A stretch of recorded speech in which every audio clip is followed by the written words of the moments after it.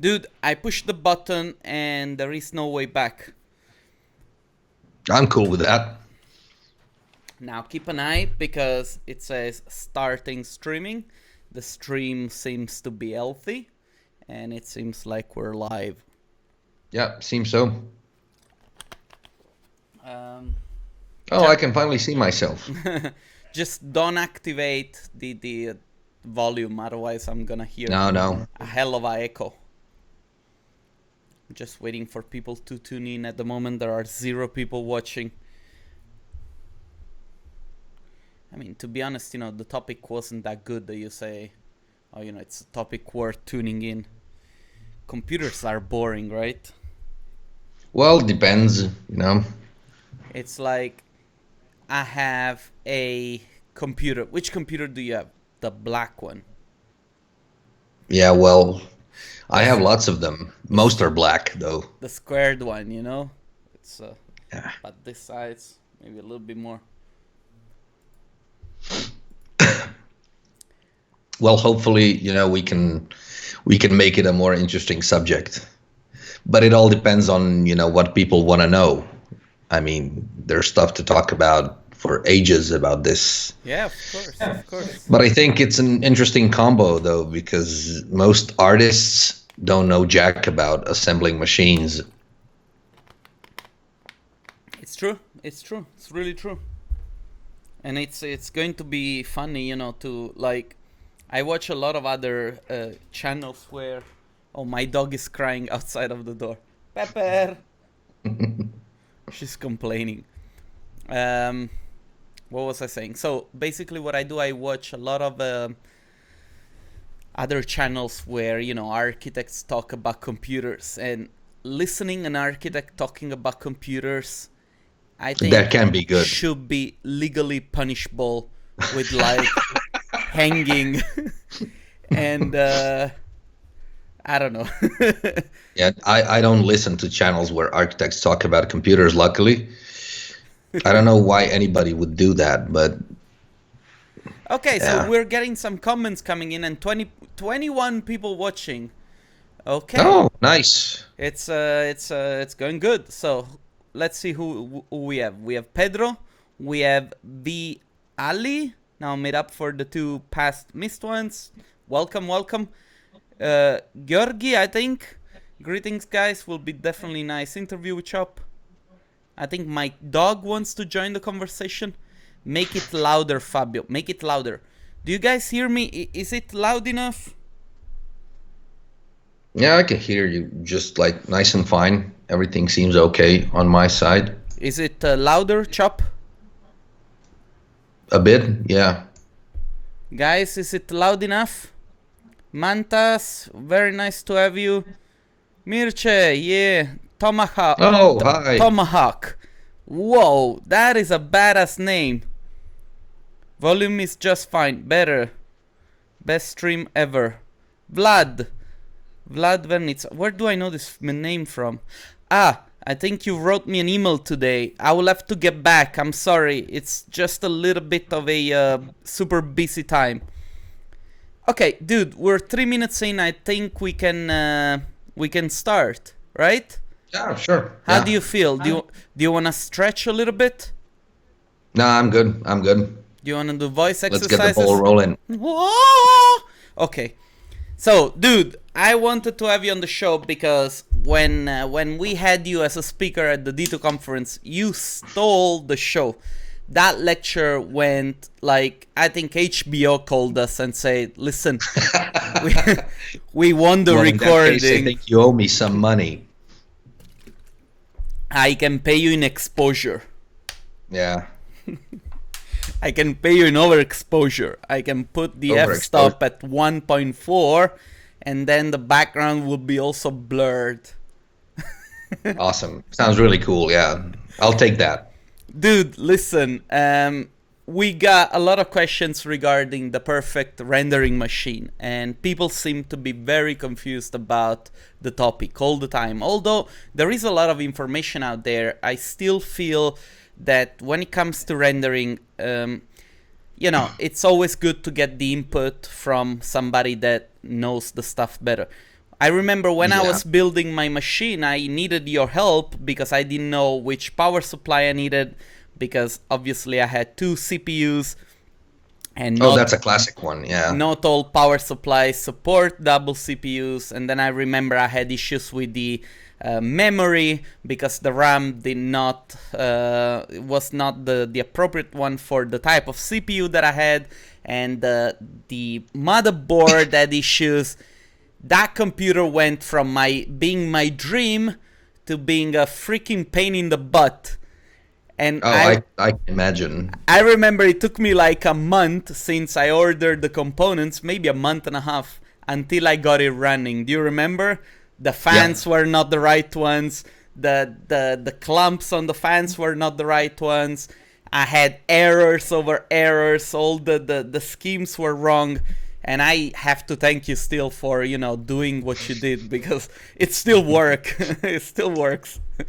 Oh well, I think like you said, there's a lot of info out there, but there's not a lot of info pertaining to actual workstations for 3D, right? Because I don't know. I mean, I don't really know how most studios or most like 3D artists assemble their machines, because I've always assembled my own, and then when I started working with Dean, I just continued to assemble all of our own machines. So, I have no idea if people go out and buy them or they hire a company to do it for them. I really don't know. So if somebody in the chat has an idea, I mean, like what they did, I'd like to know. But, in the end, yes, it's very hard to make sense, I think, if you're not used to it, out of, all the info out there. And especially since, workstation components are generally very expensive, and it's not something where you like want to go wrong. Yeah. So it's better, to do some research and prepare yourself for this endeavor of building a workstation. Dude, let's just start with a very simple question. What do you think it costs to put together a decent rendering machine? Now, despite, it being a CPU or GPU, we're gonna go into the specifics of both. But what Yeah, do well, you if you think? want to build a GPU rendering machine now, you need to sell your house and your car, thanks to, miners and everything. But, joking aside, I mean, that's a very hard question, because I think that everybody building a machine for rendering should first like ask themselves, what am I going to render? There's no universal like best machine ever, for the kind of stuff we do. If you're doing like small scenes, like product shots maybe, or something like that, which aren't like that complicated, there's no like huge amounts of data.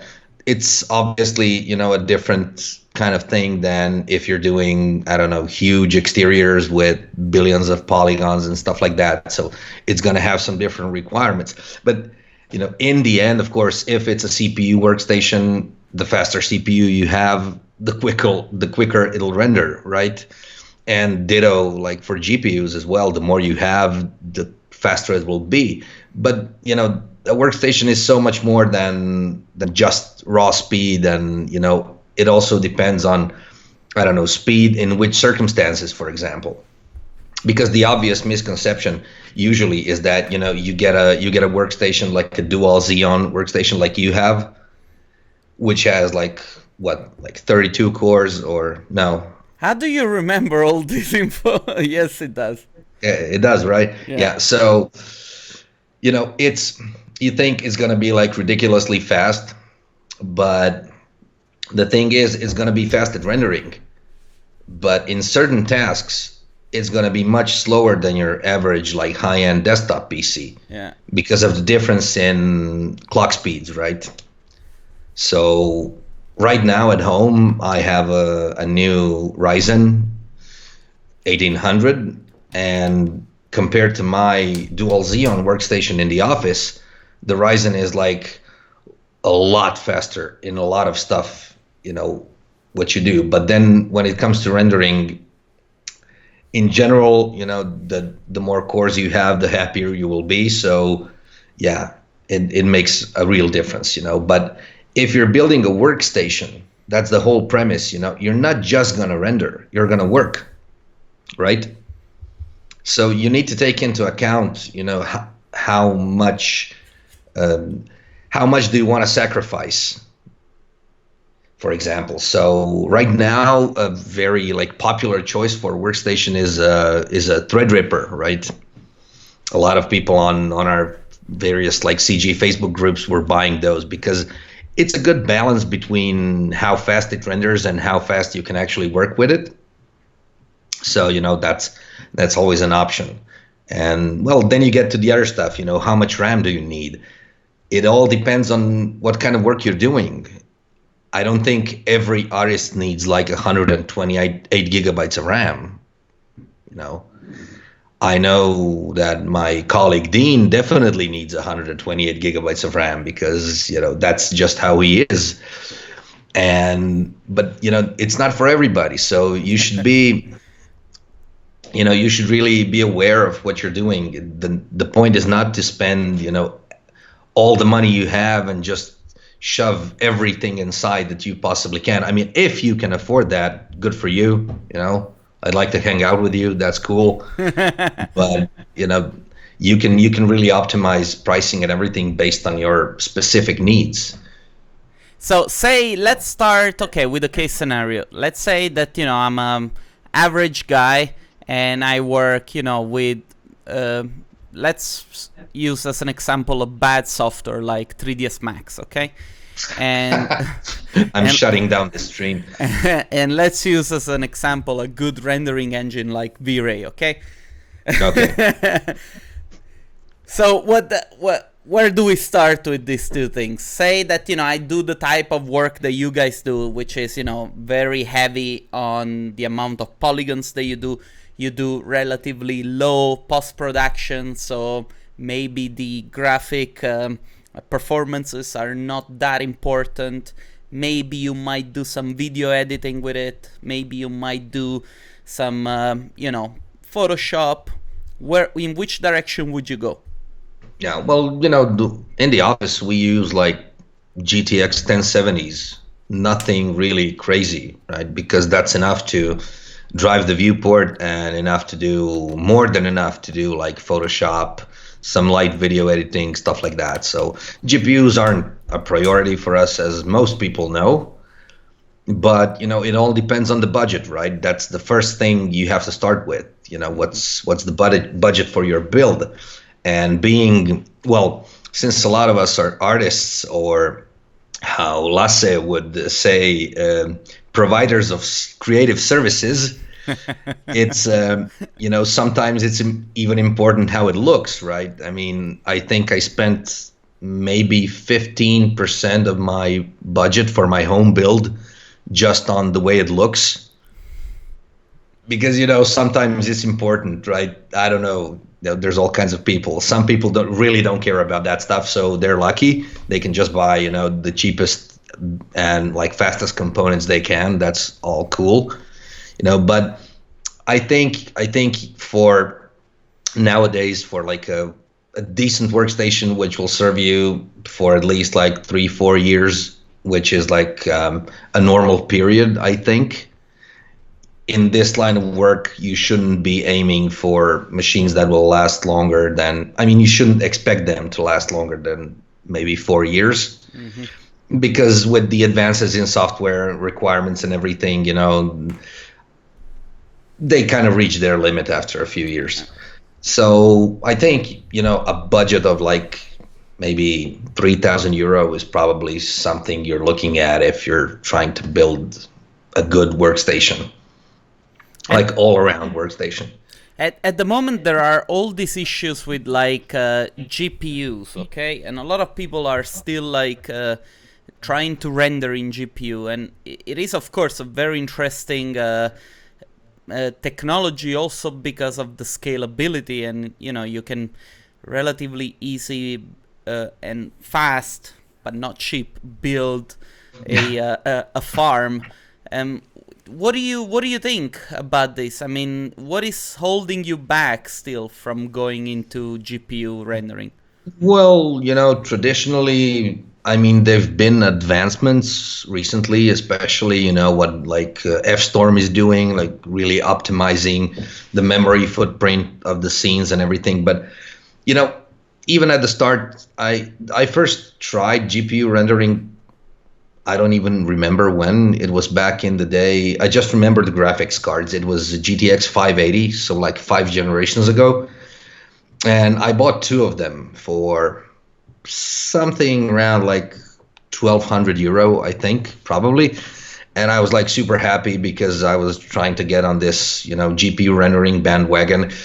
And at the time, I think Mental Images just came out with iRay, which is, well, let's just say that despite my 1,200 euro investment at the time, I've never seen a finished render. Never, like ever, never seen a noiseless render. Bring out the noise.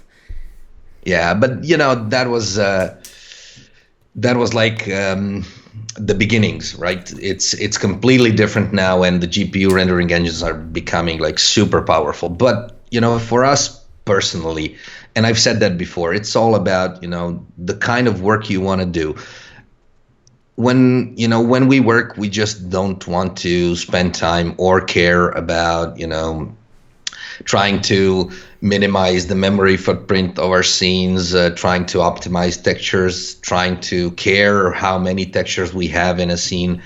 It just I think some people don't mind, obviously, and are used to that kind of work, but we're not. So to me, it's like it's a hassle. I don't.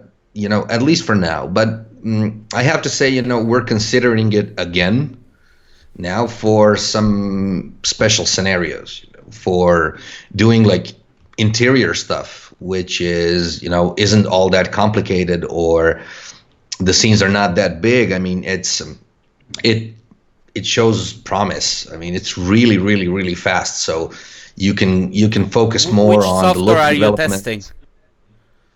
Well, we're not testing anything right now. I said we're considering it, I mean, there's not a lot to test, right? You have the benchmarks, you have the results from people online. The V-Ray GPU Facebook group is great, especially, for seeing what people do with this stuff. And I think, especially V-Ray GPU has shown like significant improvement like lately. So that's something we're definitely looking at. And in the future, when Bitcoin fails or something like in that order happens, maybe it won't, but there's always hope. GPUs will have like normal prices again, so it's going to become a bit more affordable, because this right now is like, it's insane. So yeah, I mean, what's the price right now of like a 1080 Ti? I have to say, I'm afraid to look. Like in the last maybe 2 or 3 weeks, I'm afraid to look. I've seen like news every other day that the prices are going up and up and up. Maybe in the chat, somebody in the chat knows if I'm going. He or she was I'm trying going to buy. to Amazon. Let's see. Okay, well, I thought. No, these are used. Okay, well. Yeah. Yeah, we're looking at $1,000. Yeah, that's what, euro? Yeah, a euro. Yeah, this is not that cheap. Yeah, sorry guys. Yeah, Dražen says like 1080 Ti is over 950 euro. Yeah, I mean that's. What was the price when it first came out? Like 700?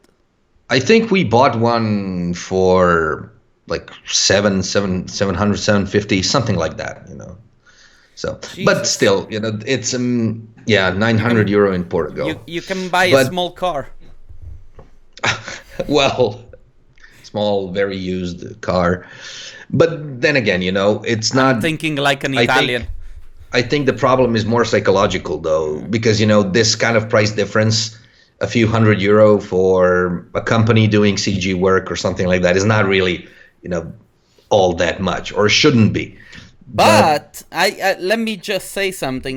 We had a client in the past when I was working for V-Ray for Cinema 4D that approached us because we basically they had like 20 workstations, and each workstation was running between 6 and 7 8 1080 Ti, and they were doing production with them. And you know, the project manager there was complaining about the costs in electricity. And it was well, like, of course. you know, it was like, yeah, we basically added about 12,000 pounds of electricity a month. And, you know, at the end of the year, that was like the cost that it would take to hire 2 good project managers, 2 good art directors, you know? So they were like... I mean, it does get expensive. You know, they scale pretty fast, but then again, each GPU is a few hundred watts. So yes, it does scale really fast, you know.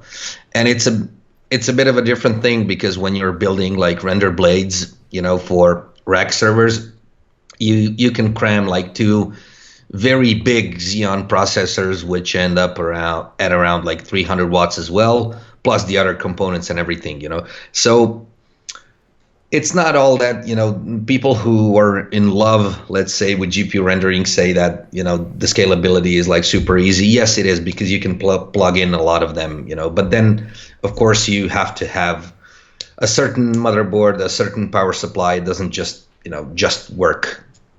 So it's not all that simple. And I think, you know, in the end, the whole CPU versus GPU debate is completely, you know, moot, because it doesn't really matter. You use what's best for your purposes, right? So I don't think... True. It makes me think of that, you know, of that meme on the internet of like the 2 guys fighting, you know, V-Ray, Corona, and then the client, just do the fucking rendering, you know? Yeah. Yeah. Listen, I want to take just 1 second to go through the comments, because the comments are rolling in, and I want to see if there are any like valuable inputs to the conversation. So it looks like we have your brother on the internet. Do you have a brother? Yeah, it is my brother. Okay. Nuno is trying to sell his own car to Pedro. Okay, guys, we're trying to run a serious channel here. You are not contributing to the conversation. Come up with good questions, please. Okay, there are still limitations with materials using V-Ray RT. Yes, there are. But then again, you know, V-Ray Next is just around the corner, as we all know, and the guys from Chaos Group did a lot of work on that. So I think especially the V-Ray GPU side is going to get a lot more improvements now, which is one of the reasons why, you know, we're actually looking at it now.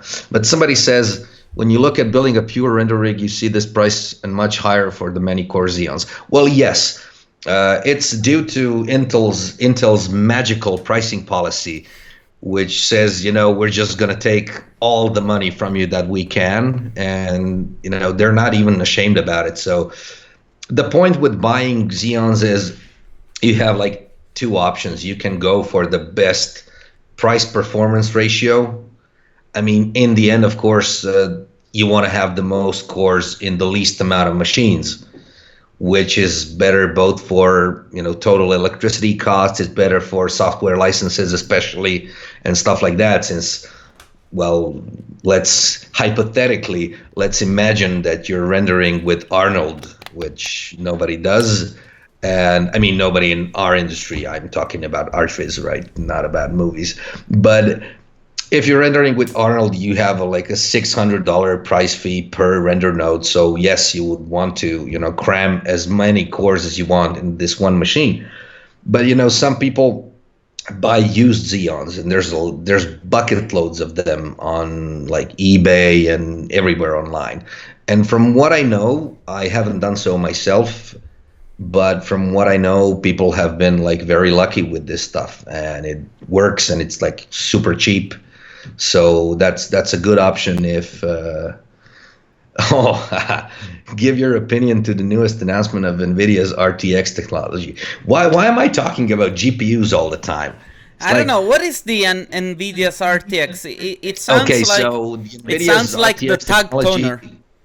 Yeah, it was announced I think today or something like that, and it's basically real-time ray tracing, like the holy grail of ray tracing. I've seen it But myself, yes. yeah, I've skimmed through, the announcements and everything, and I mean it looks spectacular, and it's very promising.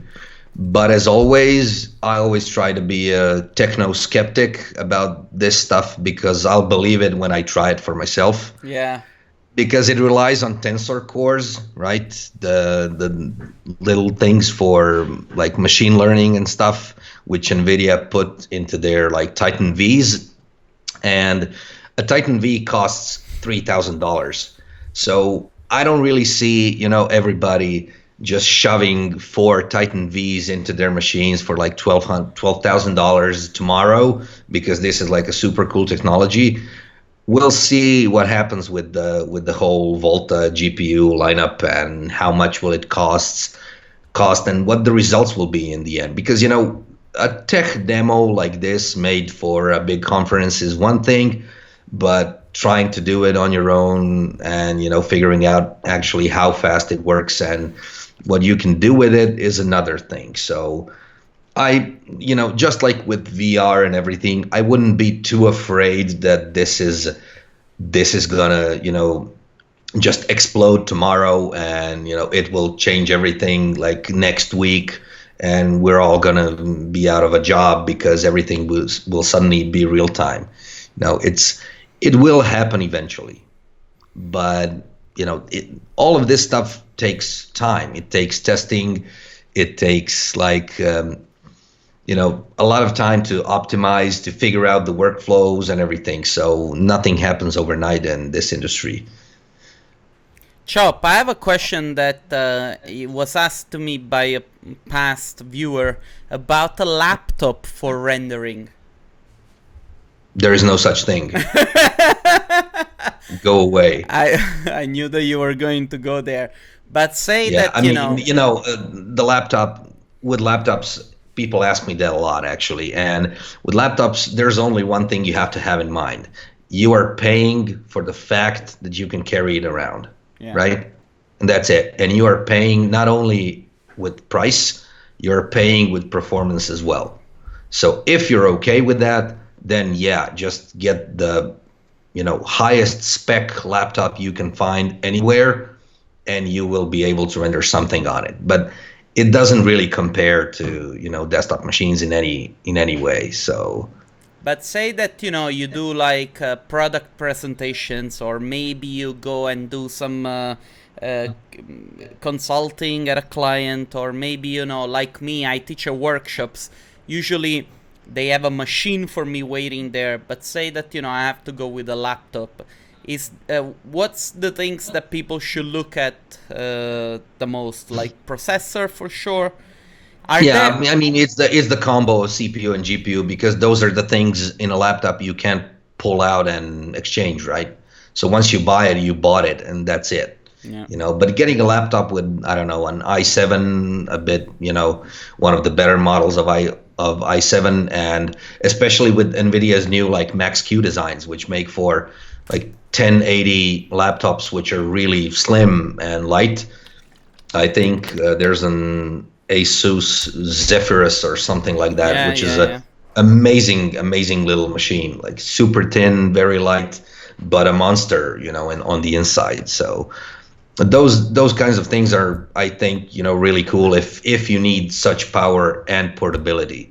But like I said, in the end, it doesn't scale nearly as much as a full-blown desktop machine. And also, I have to say, I mean, in my experience, since I'm on the road a lot and I make YouTube videos whilst I go, visiting conferences and stuff, one of the issues that I have is that the mobile counterpart of certain graphic cards, say the 970 or the 1070, on a laptop doesn't perform as good as the one on a yeah, PC. Of course. I mean, you're comparing something which is this big to something which is this big, and there's a reason why it doesn't really work that way. I mean, it has the same name, but it's nowhere near the performance. A Max-Q, so the new ones like Mobile 1080, I think it performs somewhere between a desktop 1060 or 1070. I think. Okay. I'm not, don't quote me on this because I haven't checked this info in a while, so I don't really know. But that's the thing. You can't really expect desktop performance in a laptop. But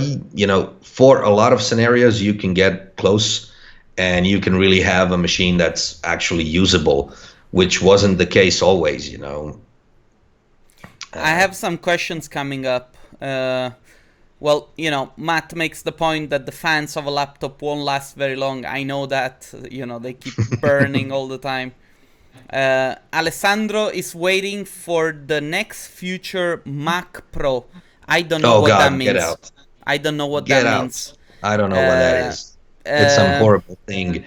Somebody's asking, would a 1950, I think this is the Threadripper processor. Yeah, that's the strongest Threadripper model. So yeah, I see. Would a render node make sense?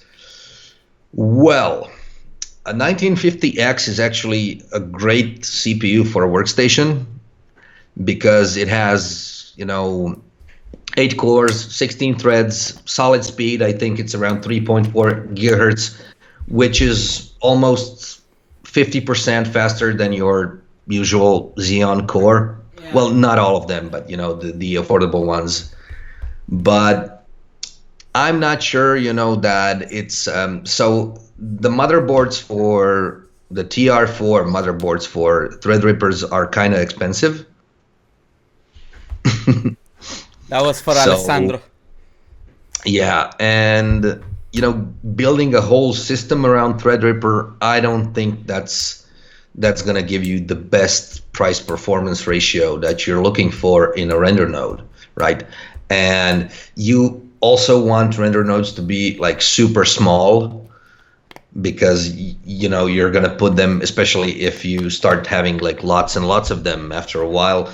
You want to put them in a separate room. You want to have like the AC on all the time, a comfortable 16, 17 degrees inside, and stuff like that. So I don't think, Threadripper is the perfect CPU for that, but it's an absolutely fantastic CPU for a workstation. I'm actually thinking to make my next computer, because I can already feel that this one it's going down slowly, to use a Threadripper and probably a 1080, not a Titan one, but a 1080 for like video editing, because believe it or not, I still edit in 1080 and the 1070 still struggles. Really? Yeah, it does. I don't know why. I don't know if it's, I talked to some people that have built a similar machine by using an Asus motherboard, because they say that basically the super micros, they're not performance motherboards. No, that they are not. But with the super micro, there's always also this thing. Why I'm thinking about Threadrippers as well for some future updates for the company, because you get some stuff with a commercial like high-end desktop motherboard, like stuff like sound, for example. You get sound, which is kind of nice to have, and stuff like that, and you get like much more frequent updates, which in this case it's not like Windows updates. In this case it's like really important, because my workstation, for example, has a super micro, I think it's X10 DBI something motherboard, which had a bug in the Intel management engine drivers. So whenever the computer restarts or shuts down, it takes around 15 to 20 restarts and about an hour to boot up again. And it took them almost 2 years to publish an update for this bug.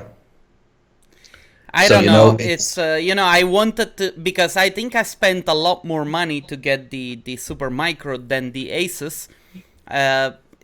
Because I wanted to get something reliable.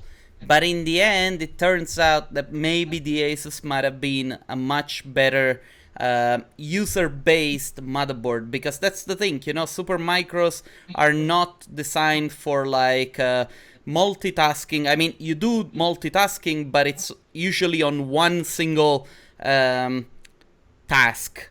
whilst Well, not necessarily, but it's just, they're not actually designed to be used in workstations, I think. They're like thoroughbred server boards, so they don't have, they don't come with all the bells and whistles. Basically, they come with nothing. My board came with two USB 2 ports, and that was it. yeah.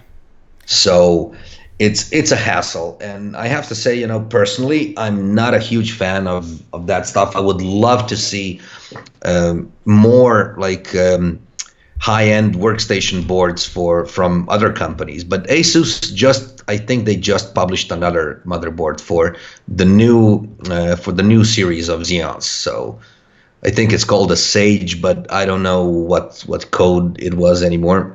But that's like really interesting because this motherboard is like crammed with all the features you can imagine, M.2 drives, tons of USBs, like professional sound engine, everything. So it's like a perfect workstation. Yeah, But I agree. that's the stuff you have to have in mind, right, when you're building. I miss the USB ports. I mean, Right. to show you what I'm dealing with here. This is, one of the extensions that I have to use. And, the cruel thing is that it's not even USB 3. It's I have one USB 3 and I use it for like super fast, copying files and so on from a... Anyway, there is a question like... is there dual AMD motherboards? I think that people are addressing the question. There is for EPYC, not for Ryzen. Yeah, Okay? exactly. So there's no dual Threadripper motherboards. There's no dual Ryzen motherboards, but there is dual EPYC motherboards. And EPYCs are, well, in essence, AMD's Xeons, but they're monsters. I mean, the CPUs are absolutely crazy, but unfortunately, the only people who got them right now are IBM, Samsung, the Chinese Baidu or companies like that. I haven't really seen a lot of EPYCs on the market, especially not like motherboards and stuff like that. So it's I've been trying to build an EPYC system, a dual EPYC system, but I'm having trouble, finding the parts and everything. So I think they're focusing. AMD is focusing like on the big players right now before, coming into the actual like smaller commercial markets. So, but we'll see. Hopefully. I think I've seen a video a couple of weeks ago from Linus, the site that does all the. I think there was a motherboard with like an AMD motherboard with like 8 CPUs. Really? I haven't seen that one. Yeah, it's like $50,000 or something, and this was not even the best model, and I think it has like up to a couple of gigabytes of RAM space on the motherboard. I think the EPYC boards can fit like theoretically something like 2 terabytes of RAM anyway. So, and it has octa-channel memory. That's what I meant. Sorry, 2 terabytes. Yeah. It has like 32 RAM slots, I think. So that's really something, If only RAM wasn't that expensive as well. So you should live close to a nuclear power station.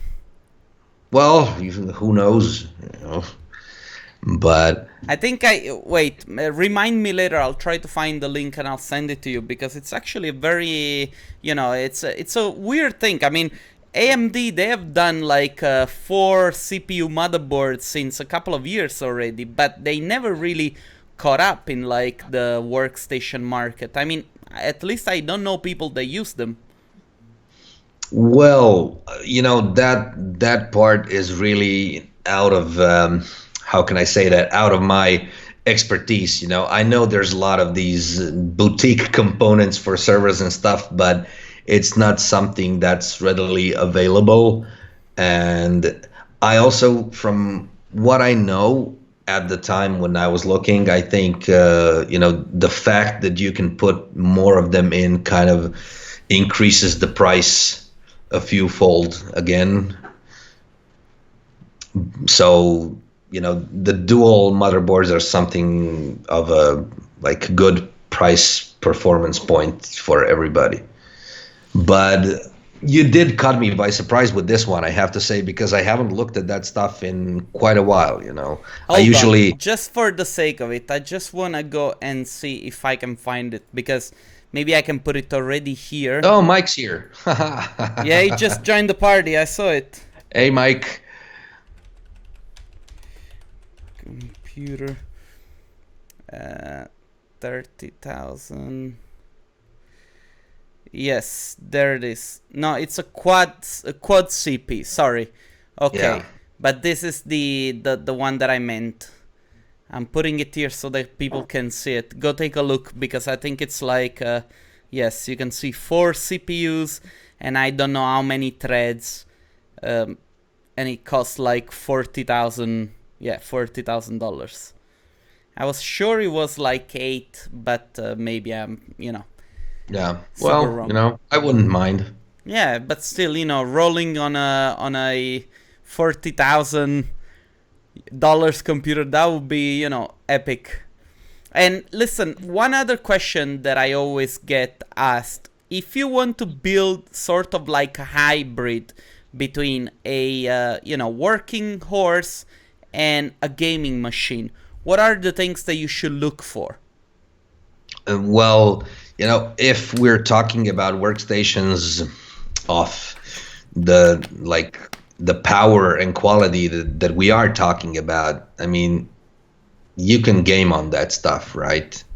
I mean, if you get yourself a 1080 Ti, you can play any game imaginable. So maybe if you have an older generation Xeon, it won't run as fast in certain situations, because most games aren't still optimized for like so heavily multi-threaded applications, right? So it's a bit different, but in the end it's going to run. It's not going to be horrible.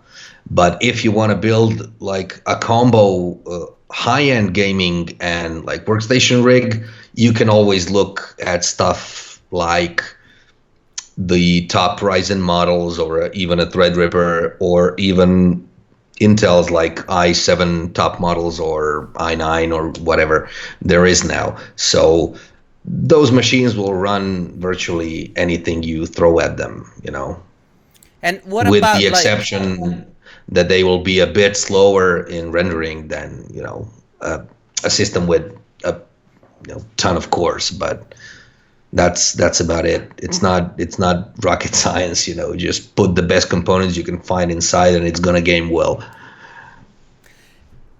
One thing, we haven't mentioned anything about Quadro cards. Oh well, that's Moving Quadro on. cards come. Yeah, Quadro cards come with Quadro tax, right? So you have to pay the Quadro tax, and the biggest issue is that dedicated like workstation GPUs have certain certificates and stuff done to them which ensure they will work without any issues or errors while calculating a lot of different stuff. So that's kind of important in physics and certain like finite element modeling or stress analysis, basically CAD, like high-end CAD applications. For rendering, it doesn't really matter at all, at least from what I know. I haven't coded a GPU rendering engine myself, so I wouldn't know the exact specifics of that. But nobody I know uses Quadros at all, because I don't think it's not nearly worth the money. Traditionally, I don't even know how that works right now, or if they've done a new Quadro in the last like year or two. But the thing is that traditionally, Quadros would be a generation older hardware packed with like a massive price point and specialized drivers for certain software. So it's yeah. Patrick says Andre from F-Storm hates the Quadros. Yeah, I can imagine. Yeah, that's I never felt comfortable with paying like 6 times more money for a previous generation GPU just because it has some certification that I don't need. So yeah, moving on. Let's read some of the comments regarding the Quadro. ha ha ha, lol, rofl, lol, ha ha ha ha ha. Okay, well, I think we can move on. So, this got me distracted. I wanted to ask you. Okay, so if we say yes, we stay on a GTX or GTX, yes, graphic card. Which one is the one that gives you the best performance to price ratio? I would say the 970. The 70 line. That's what I meant. Like 1070. Yeah. Well, yeah. Traditionally, with NVIDIA, usually, the 1070 was always like a good buy, But with GPU rendering, this equation changes a bit because you're always looking for the most RAM in a single card, right? This is the choke point because you have to fit everything in this amount of RAM, which you cannot upgrade, cannot change, right? So you bought the GPU, it has as much as it has, and that's it. So basically, it stands to reason that everybody's trying to get, as few GPUs with as much RAM. I mean, so I don't think, for me, for like classic work stuff, without GPU rendering, a 1070 is still a good choice. If it works comfortably with everything we throw at it, I think it's going to be okay for most people who, model and render on CPUs. But, for GPUs, I mean, there's the 1080 Ti, and buying anything else is like, yeah, it's not it. It's the fastest right now. It's the fastest card with like the most RAM, most CUDA cores, most everything. So that's the obvious choice. And, it's GPU rendering is not about filling all your GPU slots with mediocre cards, right? It was never about that. So, it's better to buy, I think, a single 1080 Ti and then wait and buy another one, and just go like that too. But like the 20 series from NVIDIA is just around the corner, supposedly. So we'll see what happens with all that, It seems like yesterday that I bought my 1070, and now there is yet again another family of freaking graphic cards coming out. Okay, one more question. Say that, we're doing application-specific type of tasks, say ZBrush. We also see some people saying Forest Pack, If you're using, say, a Wacom tablet like a Cintiq, so a screen, a pen display. Oh, you mean the tablet that Mike doesn't have, right? Yes, the one that he cannot afford. Yeah, okay. I know which one that is.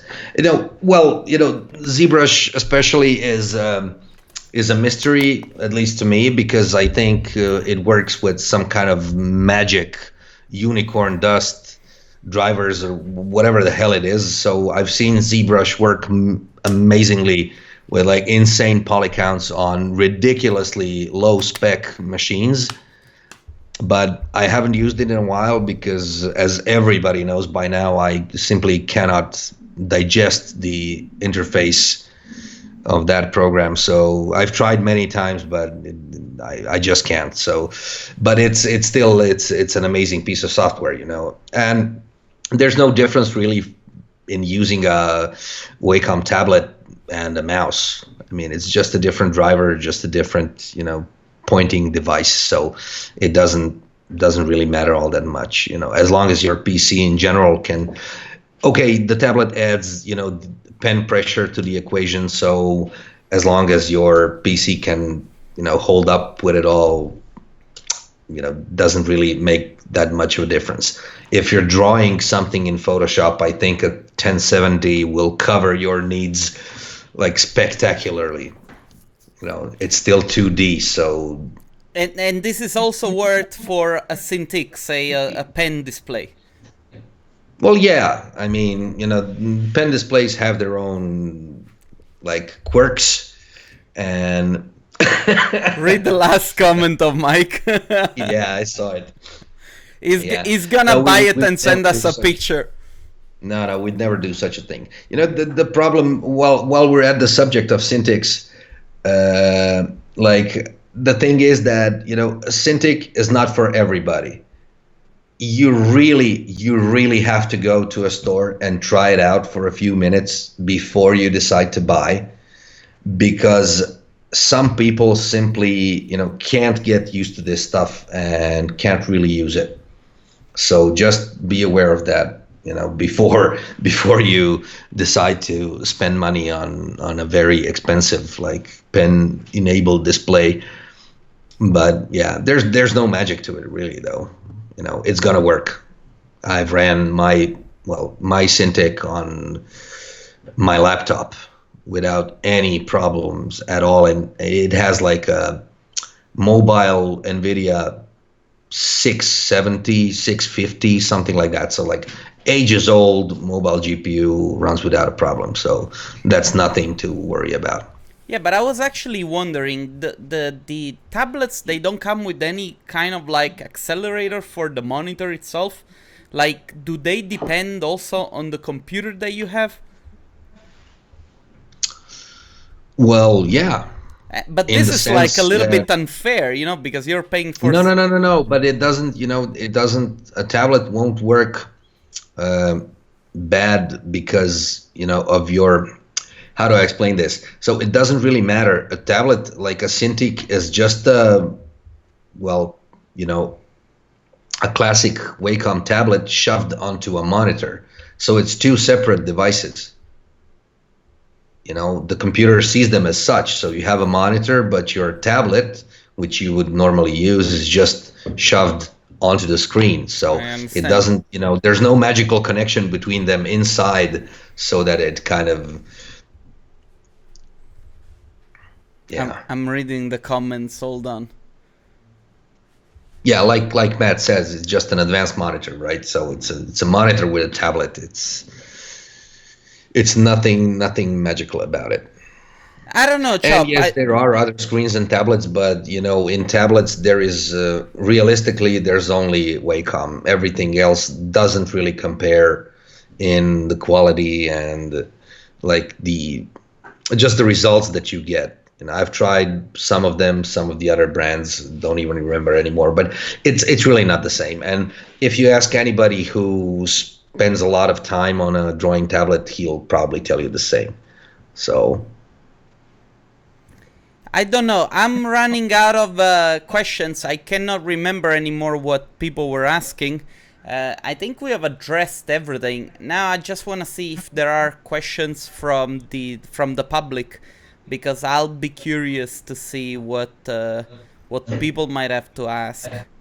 I think everything was very clear, At the end, advise on using paging file. Paging what's a paging file? Buy more RAM. No. So paging What's file a is. paging file? It's what happens when your computer runs out of RAM. So the operating system is kind of forced to. Are you a Corona user? Yeah, I use both Corona and V-Ray. Yeah, but course. Corona, to me, Corona tend to run out of RAM a lot easier than V-Ray. Yeah, well, not on my machine. But okay, it's true. It's true. It's true. I haven't really ran into those kinds of issues, joking aside, because, obviously, we have a lot of RAM, but I think it does spend a bit more memory on geometry and stuff like that. But you have to realize that, V-Ray, for example, has been in development for a long time. So there will be optimizations and stuff like that. So I'm pretty sure, soon enough. They're working on it. I mean, they're good developers and the progress has been steady as well. So, and especially now with the whole merger of, V-Ray and Corona, that's like the best thing that ever happened to rendering. So I'm personally like super thrilled about all of it, because we're going to see super progress on both sides and lots of improvements, and we're going to be able to render materials in both render engines, which is like the most awesome thing ever if you're a studio like us that uses both. So suddenly this issue that we had, we won't have it anymore, and that's a wonderful thing. I'm all up for it, I just started testing Corona, and I have to say, even for Cinema 4D, it's a very nice tool. It's a very, very nice tool. Yeah, it does. It does very nice images. Although And it's hassle free, I It's have to say, for now, I have a Blender boner. I love Blender. The more I work with it, the more I learn it, the more I think that it's free, the more I like it. Yeah. Well, the free part is absolutely spectacular. I have to agree on that. So, okay, but there's a few questions. Yes, I wanted to. What software for archviz do you use? Yeah. So we use obviously 3ds Max and Corona and V-Ray and a lot of other stuff. And let's see. In the past year, what has been your best hardware purchase, upgrade, software purchase? Oh God. Software purchase, I have to say Unfold 3D. So it's an app for UVW unwrapping, and it's absolutely spectacular. It's mind-blowing. I can't really describe, what it does if you often unwrap stuff in 3ds Max, which traditionally was never like the most advanced UV unwrapper, but in the recent versions it's gotten a lot better though, like 2017 onwards. But Unfold 3D is like it's magic. It's just magic. It's well worth the money. I would have said that the best software that you bought was Substance. Oh well, that wasn't last year though. Okay. We started Substance quite a while ago, and yes, it's amazing. Time flies, huh? Well, it takes a while to figure out, but once you understand it, for like, I'll give you an example, right? So in the last year, I've probably made, I don't know, maybe 70, 80, or 100 custom textures, like really custom by order. You get a picture online from either a fabric or a pattern or something, which obviously isn't really good enough, to use in a render, and I would just recreate it in Substance from scratch. And I haven't opened Photoshop in I don't even know how long. Mm-hmm. So it's wonderful.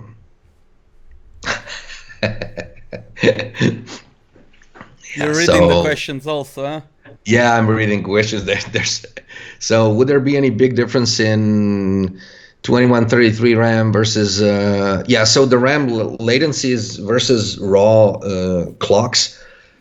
My gut feeling would say I think you would get a lot more performance from like raw clocks than actually messing with the latencies. But also, I'm not a big overclocker. It's a huge hassle, and I was never really all that into it because I try to spend my time on other stuff. So that's a whole area of research you need to do. So messing with latencies and stuff was never really my forte. So yeah, just so you know. But I would bet on raw clock speeds, definitely. I see this question. Does Substance Painter have auto VW unwrap like ZBrush? No, so Substance Painter does not unwrap anything. It just imports your model and then does magical stuff with it. So you have to unwrap in something else and send in a prepared unwrapped mesh. But Substance Painter is, especially like the latest update a few days ago, if people in the chat haven't seen it, they should. It's spectacular. The amount of effort that Allegorithmic, takes into improving this Substance suite of tools is it's mind-blowing. Like, especially considering the price, it's really, really cheap for what it does. What does it cost? It's a monthly subscription, right? Yeah, but it's a rent to own. So you basically subscribe for 12 months. I think it's around 20 euro. And then you can stop subscribing because you own a permanent license at that point. But of course, if you stop the subscription, you don't get the updates and stuff like that. So classic, like software as a service model. But substance is substance is like definitely worth the money. Although there's a fully featured trial version for everybody who hasn't tried it yet, and I would totally recommend it. Although Substance Painter may be more straightforward than Substance Designer because that's like a node-based procedural texture generation tool, which isn't for everybody. If you have a programmer mind, you're gonna feel right at home in Substance Designer because it's all like a big puzzle game. You try to figure out ways of using the nodes you have to achieve the results you want. So to me, that's one of the most fun parts of the day at work when I get to work in Substance Designer. It's just very, very fun. Chop, we are 1 hour in. I want to Are ask we? people. Oh my Yeah, God, it happened so fast. time does fly. I want to ask people, if they have any more questions, if we answered all the questions. Tommy Lee Jones, Tommy Lee Jones, is this your real name? You're a lucky dog. What I had no idea Tommy Lee Jones was into 3D, dude. Yeah. That's What awesome. workstation specs, CPU, GPU, RAM should I consider for new build in upcoming months? 1950 Threadripper based machine? Yeah, well, if your budget is around, I don't know, less than 3,000 euro and it's your only machine in the sense that you will both work on it and render on it, then yeah, I would probably recommend the Threadripper. But, this all is very, like I said in the beginning, it's all very individual. It depends on your workflows, it depends on everything. So every time somebody asks me, and that happens quite often, what kind of a machine should I build? I usually ask them first, okay, what kind of work do you do? Because it's really not the same, and you can really like tailor make PCs for what you need them to do. Yeah, it's true. Yeah, okay, the question is between the Ryzen and the i7 for freezing? Freezing? For freezing. What is that? For freezing, like if the one that freezes the least? Like if the Well, computer... that's really a tough question because I think there's well, we can only ask like the universe because I've seen people with exactly the same machines. Like for example, my computers don't usually freeze or break or have errors and stuff. But I've assembled computers for a lot of my friends who some of them are like identical to mine, and there's a lot of trouble with them and stuff is crashing and freezing and stuff. So that's a very hard call. But ever since the Ryzen lineup came out, if I had to choose between a Ryzen and an i7, I would choose a Ryzen any day. Simply because when you look at the price difference. And again, I haven't checked this in a while, but I know for a fact that the new Ryzen 2700X is coming out at a price point at around $370, and that's ridiculously cheap for the amount of performance that you get. And I've never hidden this, but I'm an age-old AMD fanboy. Since I was a kid, all my home computers have always been AMD, even while it sucked balls, like during the FX era. But it's just a matter of the heart. So, but at work we obviously use whatever is optimal for what we need and at the time when we're buying and the budget and everything. So. Dude, I think that we're done here. There are no more questions. Other questions have been answered by people watching this.